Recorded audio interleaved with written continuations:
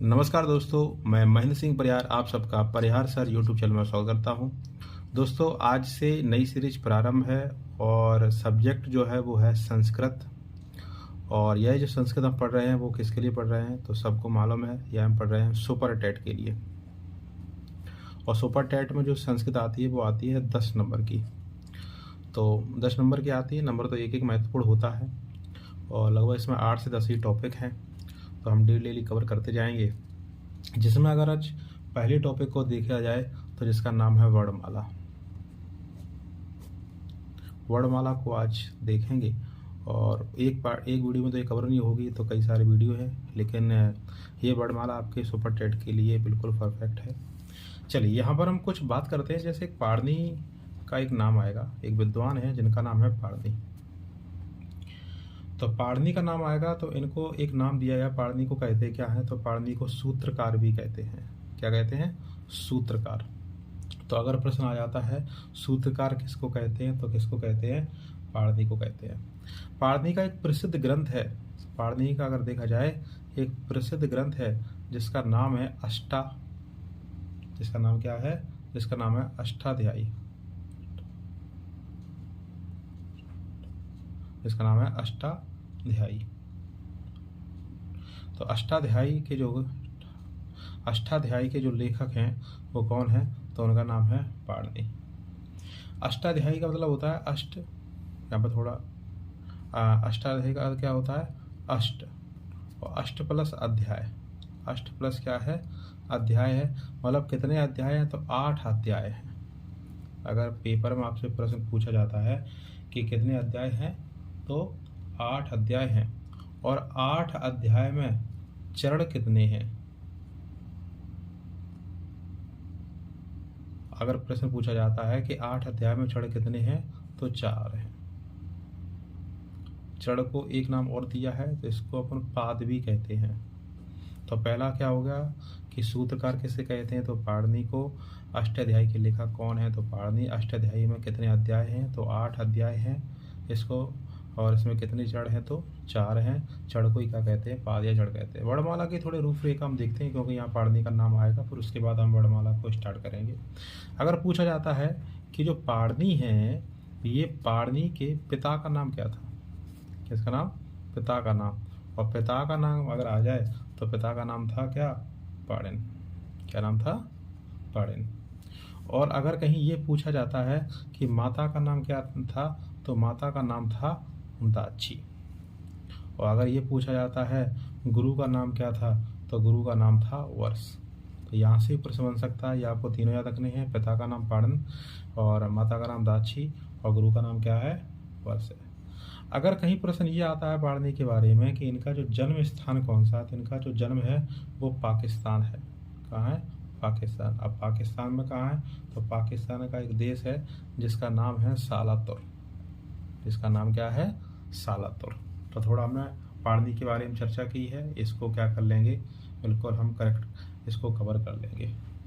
चलिए, अब हम बात करते हैं वर्णमाला की। और इसको वर्णमाला को आपने हिंदी की वर्णमाला पढ़ी होगी, और ये जो वर्णमाला है वो किसकी है? संस्कृत की है। एक एक करके हम यहाँ पे चीज़ें देखेंगे कि वर्णमाला में जो प्रश्न बनते हैं वो कहाँ कहाँ से इसके प्रश्न बन सकते हैं और कैसे इसको पढ़ना है। तो सबसे पहले बात करते हैं, जैसे यहाँ एक शब्द आया, संस्कृत की वर्णमाला पढ़ रहे हैं तो संस्कृत ही शब्द आ चुका है। और संस्कृत जो शब्द होता है यह इसमें 3 शब्दों से मिलकर बना है। सम प्लस क्र और प्लस कित। कितने शब्द आ गए? सम, क्र और कित।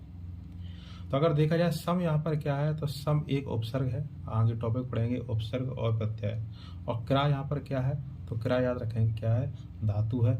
और कित यहाँ पर क्या है? प्रत्यय है। तो कभी कभार ये पूछ सकते हैं आपसे कि संस्कृत में कौन से उपसर्ग का प्रयोग हुआ है तो सम का हुआ है, कौन से प्रत्यय का प्रयोग हुआ है तो कित प्रत्यय का प्रयोग हुआ है। ये कित प्रत्यय आपको हिंदी में नहीं मिलेगा, ये कित प्रत्यय संस्कृत में होता है। और धातु कौन सी है तो यहाँ पर क्रा क्या है? धातु है। इसको हमें क्या पढ़ना है। अब बात आती है कि ये सम को कई लोग ऐसे भी लिख देते हैं, बिंदी लगा दी ऊपर तो भी हो गया। जैसे कैसे? जैसे संस्कार। तो जब संस्कार को अलग करते हैं तो क्या हो जाता है? बिंदी का माँ हो जाता है। नियम है ऐसा। संस्कार को अलग करते हैं तो क्या हो जाता है, बिंदी का माँ हो जाता है, माँ में अनंत लग जाता है, सम प्लस कार। तो ये भी कह सकते हैं सम का है, ये सम को ऐसे भी लिख सकते हैं। और सम का अर्थ क्या होता है, सम का अर्थ होता है संस्कार। और यहाँ सरा का अर्थ क्या होता है, सरा का अर्थ होता है सृजन। और कृत का अर्थ क्या होता है, कृत का जो अर्थ होता है वो होता है करोति। और सम का अर्थ होता है मतलब संस्कार से लिया गया है, और मतलब एक उदाहरण एक प्रकार का, और यहाँ पर एक प्रकार के समी होता है। सम का मतलब क्या होता है, समान। इसमें हमें ये बात हमें क्या है, याद रखनी है। अब बात करते हैं वर्णमाला की। कुछ चीज़ों को आज देखेंगे जो बहुत ज़्यादा कैसा है आपके लिए इम्पोर्टेंट रहेंगी। चलिए देखिए, वर्णमाला, इसका आपने एक नाम और देखा होगा, प्रत्याहार भी कहते हैं। क्या कहते हैं, प्रत्याहार। वर्णमाला तो हिंदी में मिल जाता है, प्रत्याहार संस्कृत में। इसको महेश्वर सूत्र भी कहते हैं। क्या कहते हैं, महेश्वर सूत्र। तो ये भी याद रखना है। और महेश्वर सूत्र की अगर संख्या पूछे जाए तो कितनी है, तो 14 है। संस्कृत में क्या कहते हैं, तो संस्कृत में कहते हैं चतुर्दशा। क्या कहते हैं, चतुर्दशा। अगर देखा जाता है, अगर संस्कृत को जब हम पढ़ते हैं तो यहाँ पर सबसे पहले जैसे उसमें वर्णमाला में जो वर्णों की संख्या हिंदी में पढ़ते हैं 52, यहाँ जो शुरुआत होती है वो होती है आ। और आ के बाद क्या आता है, ई के बाद क्या आता है, ऊ, और ऊ के बाद क्या आता है, अणा। ये हम देखेंगे। इसके बाद फिर क्या आता है, री, और फिर क्या आता है, ली, और फिर क्या आता है इसमें आता है का, फिर आता है ए, और फिर क्या आता है ओ, और फिर आता है इंगा। ये डा जैसा बना होता है, यहाँ पर बिंदी होती है, इंगा कहते हैं। फिर आता है आय, और फिर आता है आओ, और फिर यहाँ पर क्या आता है, तो चा। तो इसको पढ़ते कैसे हैं, आई ओड़ रील रिक ए ओंगा ए और चा। अगर देखा जाए तो ये जो है इनको कहते हैं स्वर।